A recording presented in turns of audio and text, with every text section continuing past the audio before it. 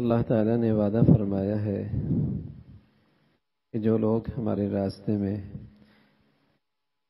یہ مجاہدہ اور محنت کرتے ہیں، ماحول کا، معاشرے کا، نفس کا، شیطان کا، خواہشات کا تقاضا چھوڑ کر ہمارے حکم پہ چلتے ہیں، تو پھر ہم کیا کرتے ہیں؟ تو فرمایا ہم یہ کرتے ہیں لَنَهْدِيَنَّهُمْ سُبُلَنَا، ہم پھر اسے ضرور اپنے راستے پہ لے آتے ہیں۔ تو یہ محنت کرتے ہیں اور یہ مجاہدہ کرتے ہیں اور یہ کوشش کرتے ہیں کہ ماحول، وقت، زمانہ، نفس، خواہشات ان کے تقاضوں کو چھوڑتا ہے اور اللہ کے تقاضے اور حکم پہ عمل کرتا ہے۔ بڑی محنت کا کام ہے، بڑی مشقت کی بات ہے، لیکن اگر کوئی ایسا کرتا ہے تو پھر اللہ تعالی کا وعدہ ہے لَنَهْدِيَنَّهُمْ سُبُلَنَا۔ حکیم الامت اس کا ترجمہ فرماتے ہیں ہم ان کے ہاتھ پکڑ کے لے کے چلیں گے۔ سبحان اللہ، ہم ان کا ہاتھ پکڑ کے لے چلیں گے، یعنی پھر اللہ کی مدد ایسے ساتھ ہوتی ہے کہ اللہ ہاتھ پکڑ کے صراط مستقیم پہ چلاتے ہیں، لیکن کچھ محنت کرنی پڑتی ہے، کچھ مشقت اٹھانی پڑتی ہے، کچھ نفس اور خواہشات کے خلاف کرنا پڑتا ہے۔ اگر کوئی ہمت کر کے ایسا کرے گا پھر آسانیاں ہوں گی۔ اس اوقات ہم نے یہ سوچ لیا ہوتا ہے کہ ٹھیک ہے یہ بھی صحیح ہے، یہ بھی صحیح، لیکن یہ تو نہیں ہو سکتا۔ ہم نے پہلے سے سوچ لیا ہوتا ہے، یہ غلط کام بھی چھوڑ دیا، یہ بھی چھوڑ دیا، یہ بھی، لیکن یہ تو نہیں چھوٹ سکتا۔ چلو اس حکم پر بھی آ گئے، اس حکم پر بھی آ گئے، لیکن یہ حکم پورا کرنا تو بہت مشکل ہے۔ ہم نے پہلے سے طے کیا ہوتا ہے، عزم ہی نہیں کرتے، ہمت ہی نہیں کرتے۔ حالانکہ عزم کرنے میں اور کوشش کرنے میں کیا فرق، کیا حرج ہے؟ اگر آدمی کر لے اور پھر اللہ پہ چھوڑے نا، ہم نے تھوڑی کرنا ہے، ہم نے تو اپنی سی کوشش کرنی، آسانیاں تو اللہ نے پیدا کرنی ہے نا۔ اب کتنا غلط ماحول ہوتا ہے دودھ کا، وہاں خون بھی ہوتا ہے، گوبر بھی ہوتی ہے، گند بھی ہوتا ہے، لیکن اپنی قدرت سے اللہ آپ کو تھنوں سے دودھ کیسا پلاتا ہے؟ نہ ذائقہ بدلتا ہے، نہ رنگ بدلتا ہے،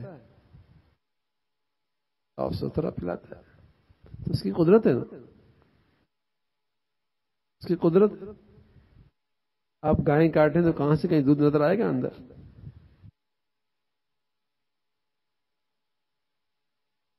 اس کی قدرت تو بہت بڑی ہے۔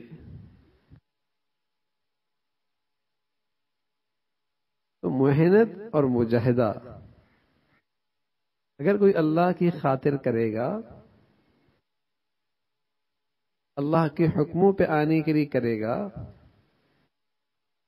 محنت مجاہدہ، تو فرمایا کرتے تھے کہ اللہ رب العزت پھر فرماتے ہیں لَنَهْدِيَنَّهُمْ سُبُلَنَا، کہ ہم ان کے ہاتھ پکڑ کے لے چلیں گے،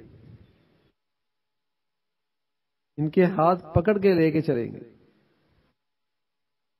بتائیے جس کا ہاتھ اللہ پکڑ لے، یہ نہیں کہ دور سے دکھا دیا کہ یہ راستہ ہے، بلکہ فرمایا ہم ان کا ہاتھ پکڑ کر چلیں گے، لیکن ذرا کوئی قدم تو بڑھائے، ذرا کوئی عزم تو کرے، ذرا کوئی ایک مرتبہ اپنے نفس کے مقابلے میں ڈٹے تو صحیح، پھر دیکھیے اللہ کی مدد کیسے آتی ہے۔ ہم ہمت نہیں کرتے۔ کچھ گناہ ایسے ہوتے ہیں جن کو چھوڑنا آسان ہوتا ہے، اور کچھ چیزیں ایسی ہوتی ہیں جو نفس پر بہت بھاری گزرتی ہیں۔ کل تو وہی ہے نا، کچھ عبادات تو ایسی ہوتی ہیں کہ ان پہ آنا آسان ہوتا ہے، لیکن کچھ چیزیں معاملات معاشرت کی ایسی ہوتی ہیں جس کے لیے بڑا مجاہدہ کرنا پڑتا ہے. ہمارے یہاں ہے ہی نا، کہیں ایک حکم پورا ہو رہا ہے تو دو نہیں ہو رہے، کہیں عبادات ہیں معاملات ٹھیک نہیں، کہیں عقائد ہیں تو اخلاق ٹھیک نہیں، کہیں چار حکم پورا ہو رہا ہے تو 10 چھوٹ رہے.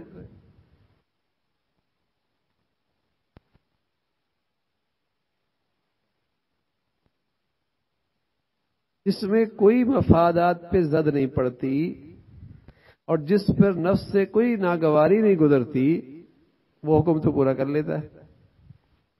اور جہاں تھوڑا سا نفس پر مجاہدہ ہے، کوئی جذبہ ٹوٹتا ہے، کوئی خواہش قربان کرنی پڑتی ہے، کچھ مفادات سے دستبردار ہونا پڑتا ہے، مسلمان اس کی ہمت نہیں کرتا. دیکھیے بھائی، یہ 100% یقینی بات ہے. سلامتی کا راستہ اور عافیت کا راستہ صرف اللہ کے حکموں کو پورا کرنے میں ہے.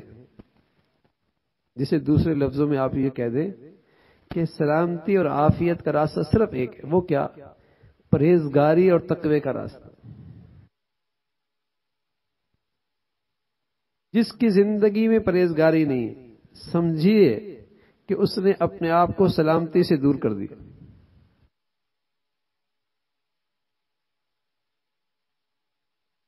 اس نے اپنی عافیت کو خطرے میں ڈال دیا، اس لیے کہ ہر گناہ کے پیچھے اللہ کا غضب چھپا ہوا، ہر نافرمانی کے پیچھے اللہ کی ناراضگی چھپی ہوئی. یہ بات ہے.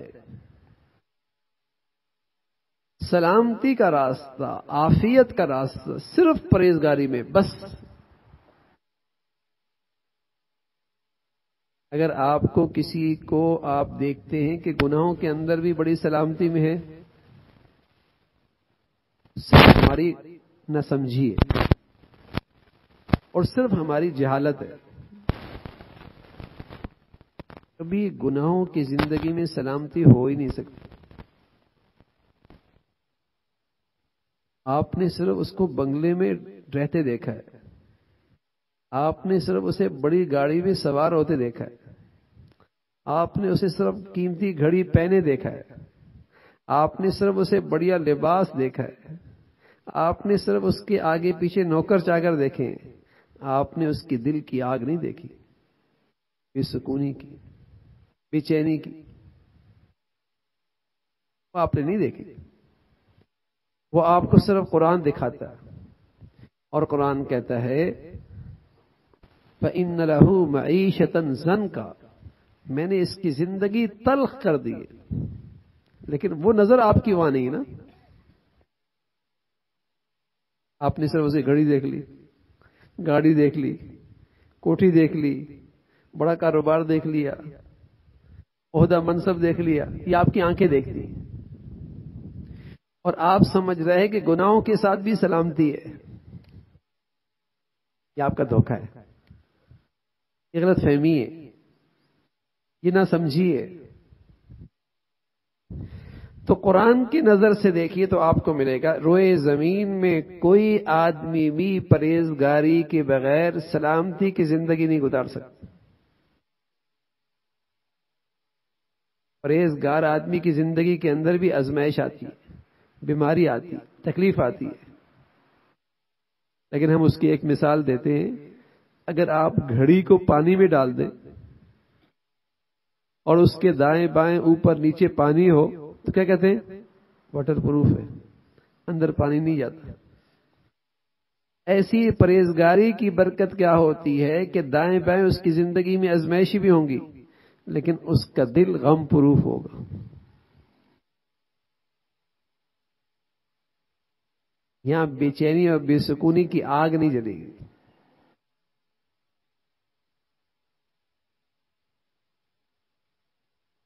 یا اندر وہ خوش ہوگا، مطمئن ہوگا. بس فرمانے لگے کہ دیکھو بھائی، اللہ کے راستے پہ آنے کے لیے مجاہدہ کرو، مشقت کرو.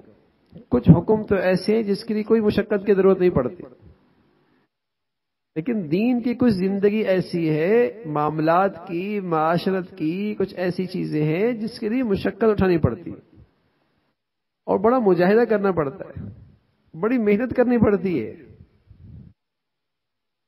لوگوں کی باتیں سننی پڑتی ہیں، معاشرے کے خلاف چلنا پڑتا ہے، نفس کے خلاف چلنا پڑتا ہے، خواہشات کے خلاف چلنا پڑتا ہے. یہ بڑا مجاہدہ ہے. اور جو شخص یہ مجاہدہ کرے گا، اللہ کا وعدہ ہے پھر لَنَهْدِيَنَّهُمْ سُبُلَنَا، ہم اس کا ہاتھ پکڑ کے نہیں چلیں گے.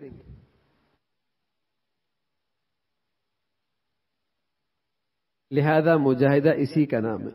ایک مرتبہ آدمی ٹوٹ کر ارادہ کر لے کہ یہ کام نہیں کروں گا، دل پہ آرے چل جائیں، خواہشات پامال ہو جائیں، دل و دماغ پر قیامت گزر جائے، لیکن میں نے بد نظری نہیں کرنی، میں نے غیر محرم سے رابطہ نہیں رکھنا، میں نے یہ حرام اپنے گھر میں نہیں قبول کرنا، میرے گھر میں یہ ناجائز کام نہیں ہو سکتا، میرے لیے میں کسی کا حق نہیں پامال کر سکتا. اب ظاہر ہے دل و دماغ پہ تو قیامت برپا ہو جائے گی. خواہشات پامال ہو رہی ہوں گی تو دل پہ تو آرے چلتے، آسان نہیں.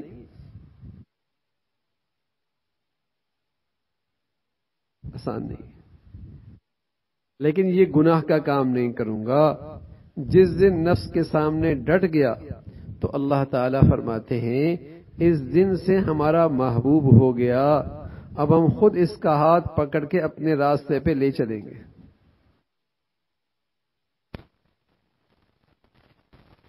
اس دن یہ ڈٹ گیا. ہم ہمت نہیں کرتے،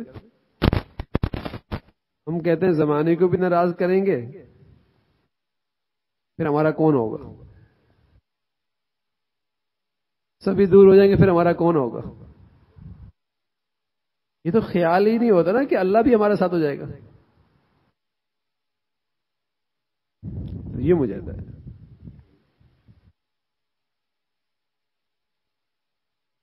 فرمایا اصلاح، تصوف، اس کا حاصل کیا ہے؟ یاد رکھنے کی بات ہے. فرمایا وہ ذرا سی بات جو حاصل تصوف ہے یہ ہے کہ جب دل میں کسی اطاعت کرنے میں، کسی حکم کے پورا کرنے میں سستی پیدا ہو تو اس سستی کا مقابلہ کرے اور اس طاعت کو کرے بس. اور جس گناہ سے بچنے میں دل سستی کرے، اس سستی کا مقابلہ کر کے اس گناہ سے بچے. یہ ہے اصلاح، یہ ہے حاصل تصوف، یہ ہے اصلاحی تعلق کا حاصل. کہ کسی حکم کے پورا کرنے میں سستی ہو رہی ہے، کسی گناہ سے بچنے میں سستی ہو رہی ہے، اب ہمت سے کام لے. یہ حکم پورا کرنا ہے، کچھ بھی ہو جائے اس گناہ سے بچنا ہے. اگر کسی کو یہ چیز مل گئی تو بس یہ تو اصلاح ہے. اسی سے ایمان بڑھے گا، اسی سے اللہ سے تعلق بڑھے گا، اسی سے اللہ سے محبت بڑھے گی، اسی سے آدمی ترقی کرے گا. ہم وظیفے پڑھتے ہیں، سب کچھ کرتے ہیں، لیکن جب حکم کی باری آتی ہے سستی ہے تو ہم بھی سست. گناہ کا موقع آتا ہے، خواہشات پھر بھاری ہو جاتی، غالب آ جاتی، پھر کر گڑتا ہے. زبان سے غیبت تو کر لی، ارے میاں رک جاؤ نا، نظریں جھکا لو نا، یہی تو موقع ہے.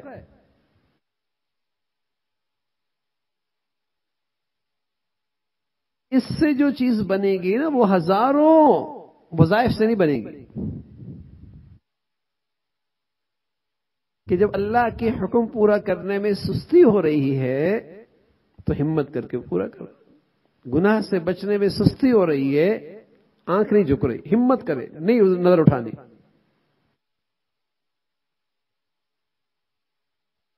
فیس بک ہے، واٹس ایپ ہے، تصویریں آ رہی ہیں، ہمت کر رہا ہے نظر نہیں اٹھانی، دیکھنا نہیں ہے غیر محرم کو، اپنی نظر گندی نہیں کرنی، آرے چلیں گے، دل پہ آرے چلیں گے، دل و دماغ پہ قیامت برپا ہوگی.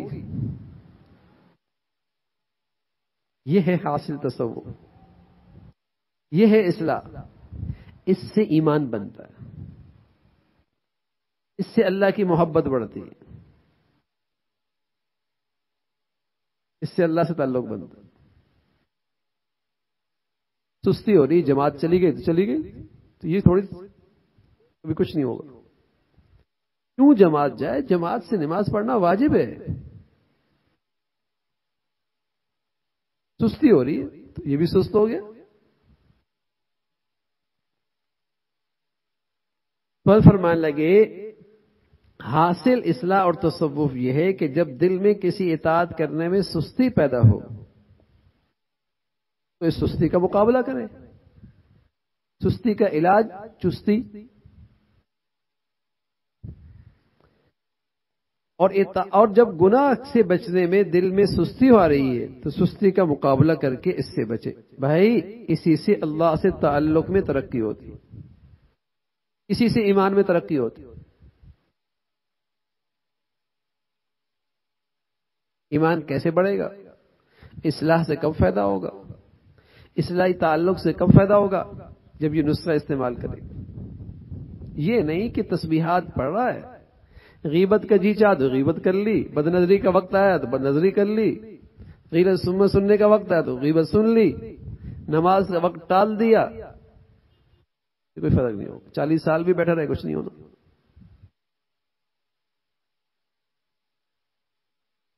تعلق اس سے بنے گا، ایمان اس سے بنتا ہے.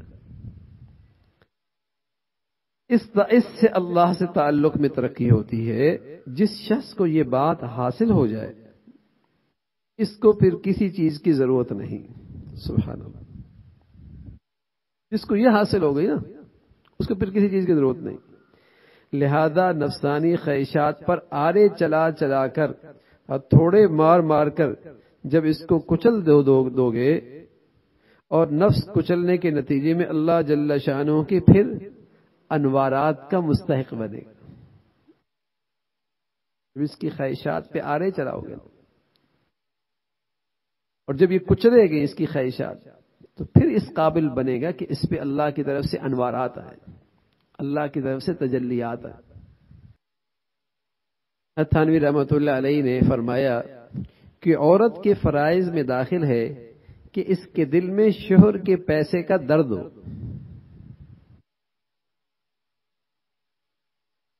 اس کے دل میں شوہر کے پیسے کا درد ہو، شوہر کا پیسہ غلط جگہ پر بلا وجہ خرچ نہ ہو، فضول خرچی میں اس کا پیسہ ضائع نہ ہو. یہ چیز عورت کے فرائض میں داخل ہے. یہ نہ ہو کہ شوہر کا پیسہ دل کھول کر خرچ کیا جا رہا ہے یا گھر کی نوکرانیوں پہ چھوڑ دیا گیا ہے، وہ جس طرح چاہ رہی ہیں کر رہی ہیں. اگر کوئی عورت ایسا کرتی ہے تو یہ فرائض میں کوتاہی کر رہی ہے.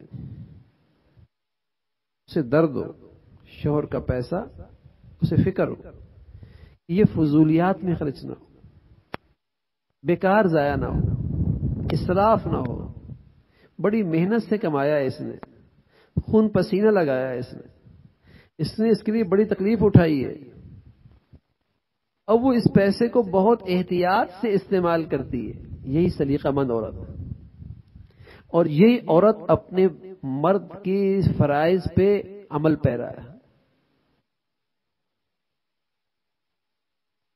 عورت محافظ ہوتی ہے شوہر کی عزت کی، شوہر کی آبرو کی، شوہر کی اولاد کی، شوہر کی مال کی محافظ ہوتی ہے.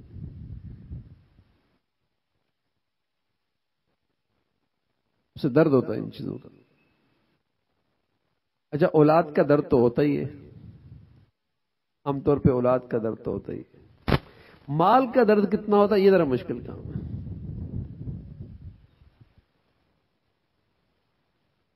یہ اہم چیز ہے. درد ہونا چاہیے. آپ کہیں گے ہمارے ہاں تو درد نہیں ہے، تو بھائی ہماری ذمہ داری ہے نا کہ ماحولوں میں لے کے آئیں. جب اللہ کا ڈر ہوگا، خوف خدا ہوگا، دین سیکھیں گے، دین پڑھیں گے، آخرت کے محاسبے کی فکر آئے گی، تبھی یہ صفات آئیں گی نا. آئیں گے کیسے؟ یہ بھی تو شوہر کی ذمہ داری ہے کہ جہاں شوہر کی یہ ذمہ داری ہے انہیں کھانا کھلانا، انہیں کپڑے پہنانا، انہیں گھر دینا، وہاں شوہر کا یہ بھی فریضہ ہے انہیں تربیت کا دینی ماحول دینا. یہ ذمہ داری ہے. جب وہ اللہ والی نہیں بنیں گی اور جب اللہ کے حقوق کا خیال نہیں رکھیں گی تو بتائیے پھر اوروں کا حقوق کا کیا خیال رکھیں گی؟ اوروں کے حقوق کا کیا خیال رکھیں گے؟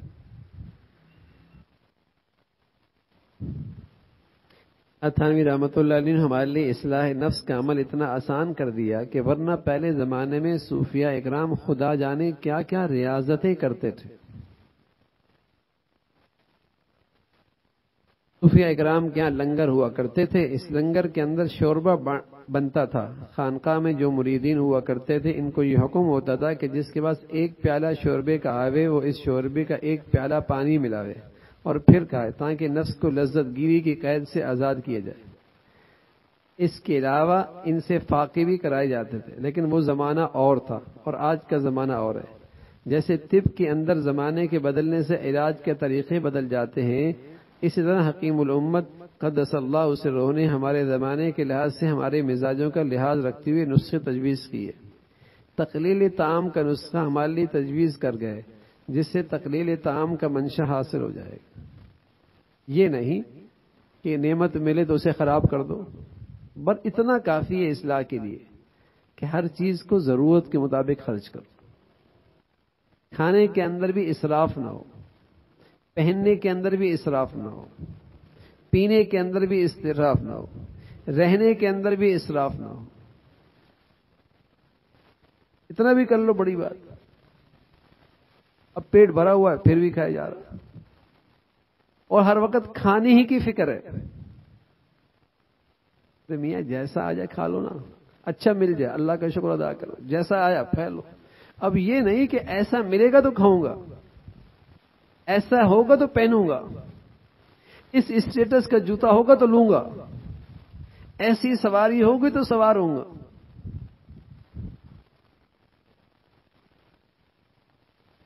یہ بیماری ہے. اچھا مل گیا اللہ کا شکر ادا کر، جیسا مل گیا سبحان اللہ.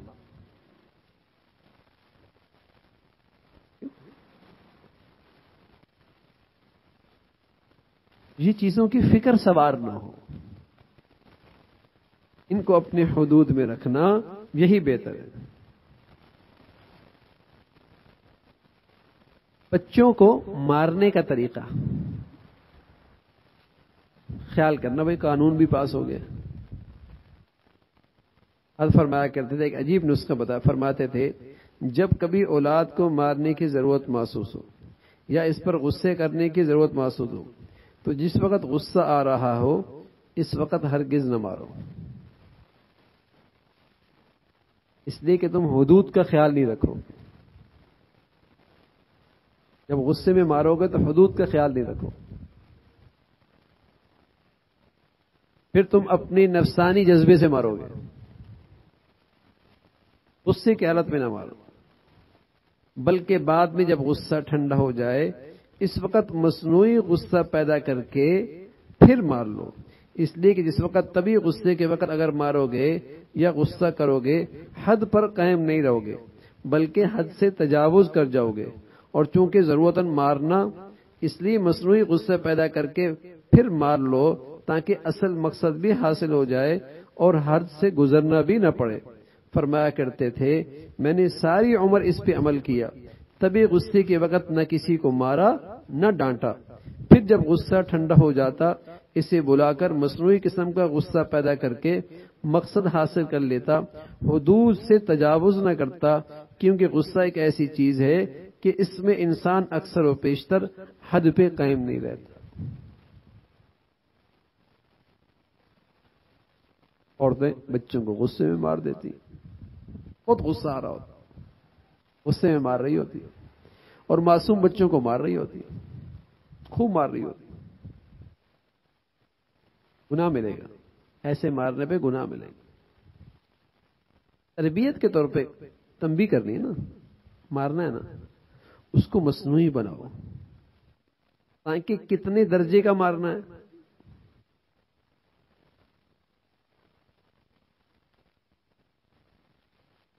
کتنی سزا دینی ہے۔ بسا اوقات ہمیشہ میٹھی گولیوں سے علاج نہیں ہوتا، انجیکشن بھی لگاتے ہیں، لیکن ظاہر ہے انجیکشن لگانے والا اپنی صحیح حالت میں ہوتا ہے، وہ ضرورت ہے۔ ایسی باپ کی تنبیہ، باپ کا غصہ، باپ کی سزا، ظاہر ہے وہ اصلاح کے لیے، لیکن وہ غصے کی حالت میں نہ ہو، مصنوعی ہو۔ آج کا حال کیا ہے؟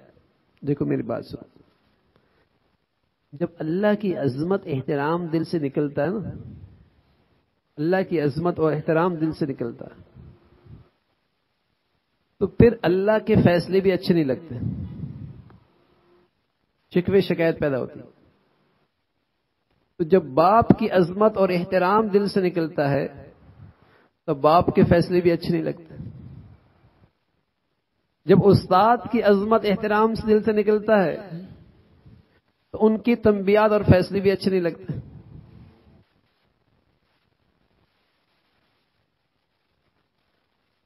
جب اللہ کی عظمت اور احترام دل میں ہوتا ہے تو کیا مسلمان کیا کہتا ہے؟ اگرچہ یہ چیز مجھے ناگوار گزر رہی ہے لیکن اس میں میرے لیے کوئی بھلا ہی ہوگا۔ جب باپ کی عظمت اور احترام دل میں ہوتا ہے تو اگرچہ میری طبیعت کے خلاف ہے لیکن باپ تو میرا خیر خواہ ہے۔ جب استاد کی عظمت اور احترام دل میں ہوتا ہے اگرچہ میری طبیعت کے خلاف بات ہو رہی ہے لیکن استاد تو میرا مربی ہے نا، شکوے شکایت نہیں پیدا ہوتا۔ آج استاد سے بھی شکوے شکایت ہے، ماں باپ سے بھی شکوے شکایت ہے، اور اللہ سے بھی شکوے شکایت ہے۔ دل عظمت سے خالی ہو گیا، امام کی بات اچھی نہیں لگتی، مربی کی بات اچھی نہیں لگتی، ماں باپ کی بات اچھی نہیں لگتی، عظمت نہیں نا۔ میں عرض کر رہا ہوں کہ یہ صرف بندوں کا معاملہ نہیں، یہ بڑھتے بڑھتے یہاں تک پہنچتا ہے کہ اللہ کی عظمت اور احترام دلوں میں نہیں رہتا، پھر اس کے فیصلوں پر بھی انکار ہوتا ہے، پھر اس کے فیصلوں پر بھی شکوے شکایت ہوتی۔ میرے گھر میں ایسی مصیبت آنی تھی، ساری رکاوٹیں میرے گھر میں ہی ہیں، پھر یہ باتیں ہوتی۔ دل عظمت سے خالی ہے، آج کسی کی عظمت نہیں، احترام نہیں، ادب نہیں، یہاں نفسانیت بھری ہوئی ہے، نفسانیت۔ بس میری رائے کے خلاف نہیں ہونا چاہیے، میری چاہت کے خلاف جو بھی کرے گا نا غلط، میری چاہت کے خلاف جو بھی کرے گا، چاہے وہ باپ ہو، چاہے استاد ہو، چاہے وہ اللہ رب العزت کی ذات ہو، الیاذ باللہ، میری چاہت کے خلاف جو ہو رہا ہے یہ نفس کا بندہ ہے، اللہ کا بندہ نہیں ہے۔ یہ بڑی برائی ہے، بڑی برائی، اللہ حفاظت فرمائے۔ آج نئی نسل میں تو یہ ہے ہی نہیں نا، اور یہ ہمارے دین کی روح ہے۔ ہمارا پورا جو دین ہے نا وہ ادب پر ہے، احترام پر ہے۔ استاد کا ادب ہے تو اس بچے کے اندر اصلاح اور تربیت ہوگی، شیخ اور مربی کا ادب ہے تو اس سے اس کی تربیت ہوگی، ماں باپ کا ادب ہے تو اس سے اس کی تربیت ہوگی۔ ہمارے پورے دین کی روح ادب اور احترام سے، احترام، عظمت ہو۔ جن بچوں اور جن گھروں کے اندر علماء کی عظمت اور قدر ہوتی ہے نا، ان بچوں کی تربیت آسان ہو جاتی ہے، ان بچوں کی تربیت آسان ہو جاتی ہے، کیونکہ جب ان کے دلوں میں بچپن میں دینداروں کا ادب آ گیا، علماء صلحاء کا ادب آ گیا، تو اب ان کے دل میں ان کی باتیں اثر کرتی ہیں. وہ ان بزرگوں کی صحبت سے، ان علماء کی صحبت میں بیٹھ کر ان کی زندگیاں اثر لیتی ہیں. اور یہ ادب نہ ہو تو بتائیے وہ کہاں سے سیکھیں گے؟ ماں باپ کا بھی ادب نہیں، ان کی بات کا بھی اثر نہیں. علماء صلحاء کا بھی ادب نہیں، ان کی بات کا بھی اثر نہیں. دین والوں کا ادب نہیں، ان کی بات کا اثر نہیں. تو بتائیے گلی سڑکوں کے اندر سے دین سیکھے گا؟ اس کی تربیت کون تربیت کرے گا اس کی؟ پیغمبر تو آنے سے رہے، پیغمبر تو آنے سے رہے. تو ہماری دین کی تو روح ادب سے چلتی ہے. وَمَن يُعَظِّمْ شَعَائِرَ اللَّهِ فَإِنَّهَا مِن تَقْوَى الْقُلُوبِ. جن کے دلوں میں دینی شعائر کہ جن چیزوں کی اللہ کی طرف نسبت ہو گئی، اللہ والا ہو گیا، اس کے پاس اللہ کا علم ہے، اس کے پاس اللہ کا دین ہے. جن چیزوں کا اللہ کی نسبت ہو گئی، جن کے دلوں میں ان کی عظمت ہے، ادب ہے، یہی پاکیزہ دل کی علامت ہے.